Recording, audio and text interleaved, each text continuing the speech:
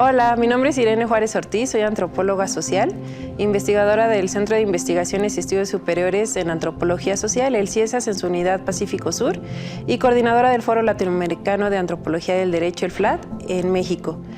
Y me voy a dirigir a ustedes para platicarles sobre el capítulo que presenté para este libro que coordina la Suprema Corte de Justicia. El capítulo lleva por título Prueba de contexto a través de testimonios de referencia en casos de violencia contra niñas y adolescentes. En este capítulo me centré en reflexionar cuál es el papel y cómo operan los estereotipos y prejuicios en la justicia para adolescentes, centrándome en cuáles son las implicaciones al momento de juzgar cuando no se consideran en la práctica de juzgar y a este sector de la población. Y bueno, aquí quisiera hacer dos anotaciones iniciales. La primera es que los testimonios de referencia se refieren a aquellos que son emitidos por personas físicas que no tuvieron conocimiento directo de los hechos, sino que tuvieron ese conocimiento a través de otras fuentes. Y bueno, el segundo punto que es importante considerar para la revisión de este texto es que los planteamientos parten de investigaciones empíricas de corte etnográfico que he realizado durante 12 años en distintos estados del país en la justicia para adolescentes, desde su análisis desde la antropología del derecho. Y bueno, el capítulo está organizado en 4 apartados. El primero de ellos un poco más teórico-metodológico, en donde justamente planteo qué es la antropología del derecho, entendida esta como una bifurcación de la antropología jurídica clásica. Y bueno, ahí retomando varios autores, planteo cómo ha sido su trayectoria en América Latina, particularmente en Brasil, Argentina y México, y cómo la antropología del derecho se distingue por centrarse en el estudio sociocultural justamente del derecho estatal y de sus burocracias, con la intención de comprender cuál es el impacto de los elementos socioculturales en todo lo que tiene que ver con las prácticas, los discursos y las representaciones que operan dentro del sistema penal en distintas latitudes. Particularmente, ahí señalo, bueno, recupero algunos planteamientos de una autora argentina, Sofía Tiscornia, en relación a lo que ha planteado de la necesidad de trascender la fetichización del Estado y ver cómo su configuración a través de largos procesos históricos y de ciertas particularidades de las familias jurídicas de donde provenimos, han dado una configuración especial en el caso mexicano y cada uno de los países en Latinoamérica. También retomo otra de las autoras, Jacqueline Signoretto. Ella es brasileña y ella plantea una categoría muy importante de análisis, que es el campo estatal de administración de conflictos, que recupera planteamientos de Bourdieu, de Foucault, grandes autores, para comprender justamente cómo es que se configuran pues este campo estatal, que tiene que ver, en donde confluyen todas las instituciones que tienen que ver, que están involucradas con la procuración y la impartición de justicia, y cómo estas instituciones a su vez están por todos estos procesos históricos y grandes, especificaciones en su trayectoria, están construidas y operan, reproducen divisiones sociales importantes, es decir, la manera como son vistos y pensados los sujetos que intervienen en los procesos judiciales, tanto los operadores como los justiciables. Y bueno, plantea que las divisiones más básicas pueden ser la edad, la cuestión de género, cuestiones raciales, y que es importante entender cómo estas divisiones finalmente afectan en la manera como se procesan pues las causas, ¿no? Los conflictos sociales que llegan a las instancias penales. Y ya para cerrar este apartado,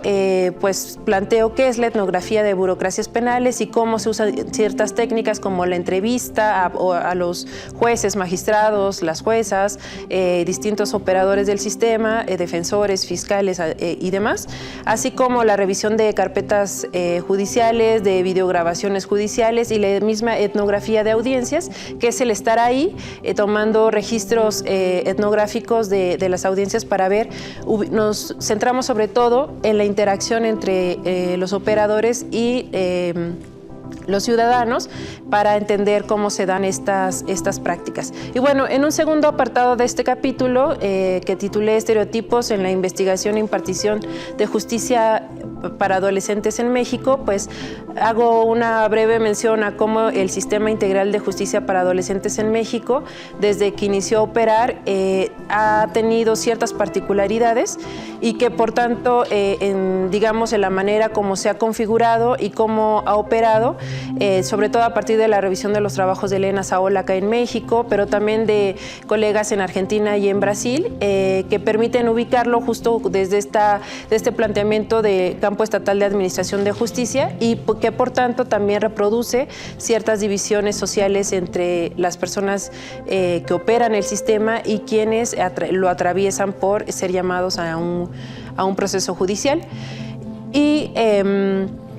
cómo el sistema de justicia para adolescentes surge y es aceptado, es entendido a partir de una división social que es muy clara, que es la edad, ¿no? La edad distingue el modelo para adolescentes del de adultos por ciertos rangos de edad. Sin embargo, hay otras divisiones sociales que operan que no son tan evidentes, como puede ser el género y la diferencia cultural por la pertenencia étnica, por mencionar algunos, y cómo otras divisiones sociales finalmente terminan operando, impactando en la manera como son procesados estos casos. Y aquí pues discuto un poco qué son los estereotipos, cómo operan y los prejuicios. En el tercer apartado, titulado Principales estereotipos en torno a las personas adolescentes en la justicia penal, recupero algunos planteamientos sobre las representaciones hegemónicas sobre la masculinidad y la feminidad que tienen una raíz patriarcal y adultocéntrica, y señalo que es digamos, estas cuestiones como sistemas de dominación y cómo a partir de estas consideraciones se van planteando ciertas imágenes estereotipadas de lo que debe de ser un buen adolescente o una buena adolescente, hombre o mujer, con las grandes distinciones que esto implica, así como quiénes son los buenos padres, desde esta mirada estereotipada que pues limita comprender pues las complejidades que enfrentan las personas que están frente al sistema de justicia. Y bueno, aquí señalo algunas de los prejuicios principales en torno a las mujeres adolescentes y los hombres en relación, por ejemplo, a cómo opera el familismo en la justicia para adolescentes en contra de las mujeres adolescentes que quedan ante el sistema, cuando se les pone más énfasis en que no cumplen ciertas roles que se considera que están vinculadas fuertemente al ser mujer, como el ser madre, en fin. También estas imágenes estereotipadas de cómo debe de ser un adolescente hombre o mujer indígena, y también cómo hay ciertos estereotipos en torno a los afrodescendientes y su vínculo con la hipersexualización de este sector de la población, por mencionar algunas. Y bueno, también cómo se tiene esta imagen generalmente compartida de que los adolescentes que llegan ante el sistema penal pues no tienen interés en estudiar o en trabajar, cuando pues lo que permite justamente el trabajo etnográfico, revisando diversidades de expedientes y conociendo las historias, justamente es todo lo contrario. Se distinguen por una trayectoria de precariedad laboral y múltiples problemáticas que enfrentan y que les impide continuar con sus estudios. Entonces, estas imágenes o sea, ante estas imágenes de cómo debería de ser un adolescente, que muchas veces opera, pues debería de estudiar, debería de trabajar, si no quiere estudiar, y estas posturas pues justamente invisibilizan todas las condiciones socioestructurales pues que les afectan, ¿no? No son decisiones propiamente muchas veces de estos adolescentes, sino de las condiciones en donde están insertos. Y bueno, en el cuarto apartado, titulado Malas prácticas en el uso de testimonios de referencias observadas en casos de violencia que involucran a niñas, niños y adolescentes, ahí me detengo en plantear algunos elementos de justamente cuáles son los principales prejuicios que están ahí presentes cuando se usan, más bien en los testimonios de referencia que suelen ser usados. Por ejemplo, ante delitos de naturaleza sexual, esta tendencia o esta práctica recurrente de cuestionar la credibilidad de las víctimas a partir de estereotipos sexistas, y que si bien el Código Nacional de Procedimientos Penales en su artículo 346 ya lo plantea como una cuestión que no debe de operar, pues en la práctica sí continúa continúa operando, y cómo esto afecta pues a la misma,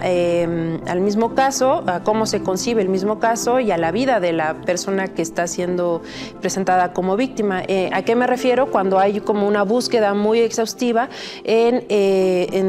a través de los testimonios de referencia, es decir, de vecinos, exparejas, de cómo se pone énfasis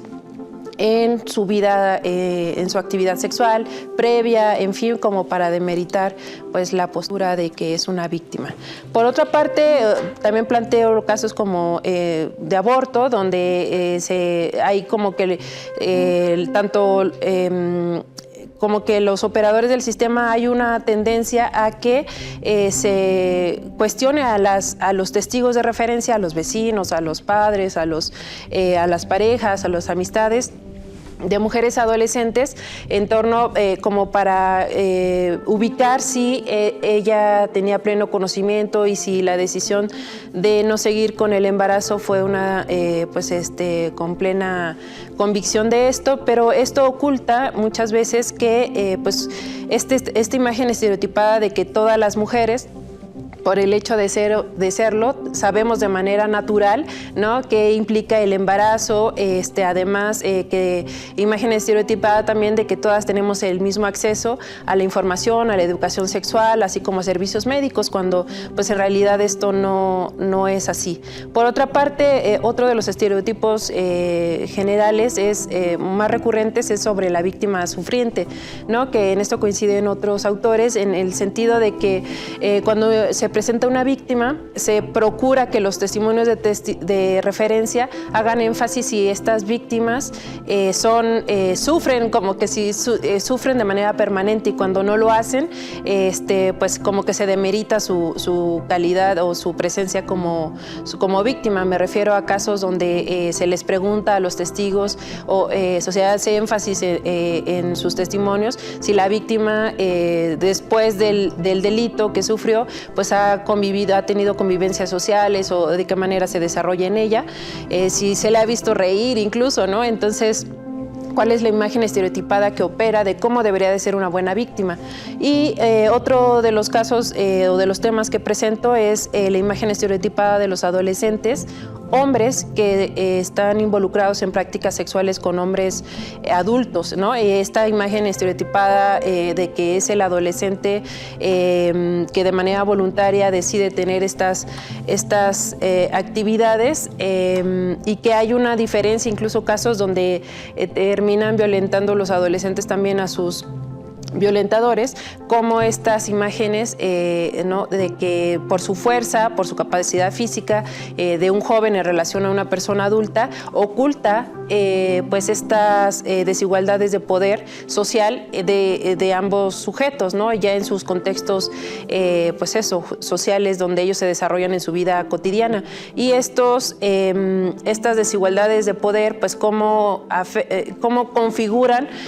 justamente las posibilidades que tiene un adolescente de decidir o no tener esta actividad, así como las implicaciones que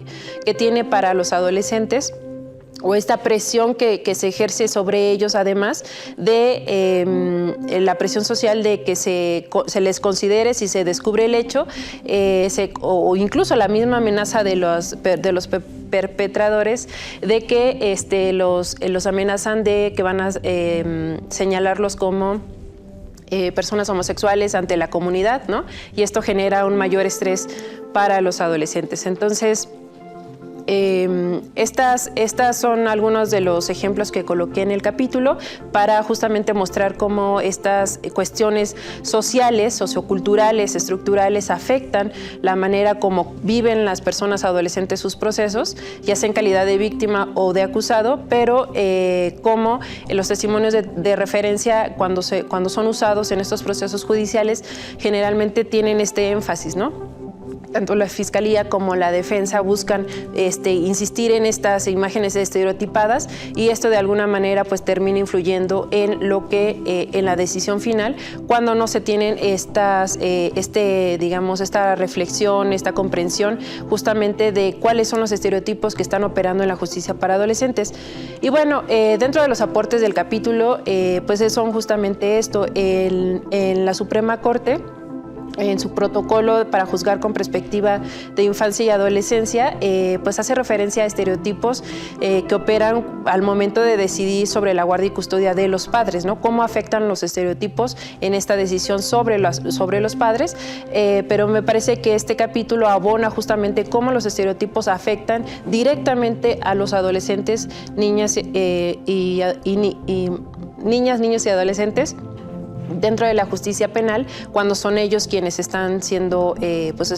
justamente estereotipados y vistos desde este conjunto de prejuicios. Y en este sentido me parece que existe ahí una contribución, y por otra parte también me parece que es importante insistir en la necesidad de hacer más investigaciones antropológicas, en este sentido, o sea, de lo que puede aportar la antropología, justamente para entender que además todas estas imágenes estereotipadas, todas estas cuestiones no son exclusivamente voluntad individual de los operadores del sistema tenerlas o no, sino que deben de ser entendidas al mismo tiempo como una derivación, como producto de toda una trayectoria institucional, dentro de un marco histórico en donde se ha desarrollado y como pues de larga data, ¿no? Entonces, por eso es que es importante insistir en este tipo de esfuerzos que realiza la Suprema Corte para contribuir a su erradicación y aportar pues herramientas que permitan hacerlo. Entonces, desde esa lógica me parece que es muy importante destacar estos esfuerzos, y también pues en el entendido la pertinencia, la necesidad y también la oportunidad que presenta la Suprema Corte de abrirse a otros diálogos, como los provenientes desde la antropología social, la antropología del derecho, porque pues nosotros como antropólogos y antropólogas nos centramos sobre todo en las prácticas, ¿no? Y puede existir una brecha en relación a lo que debería de ser, ¿no? Que es como una, una base importante en el mundo judicial, y que nuestras investigaciones buscan contribuir justamente aportando datos etnográficos de cómo se opera más allá de lo que debería de ser, en cómo está siendo pues esta interacción entre los operadores del sistema y los otros sujetos que llegan al proceso judicial. Y finalmente quisiera concluir pues agradeciendo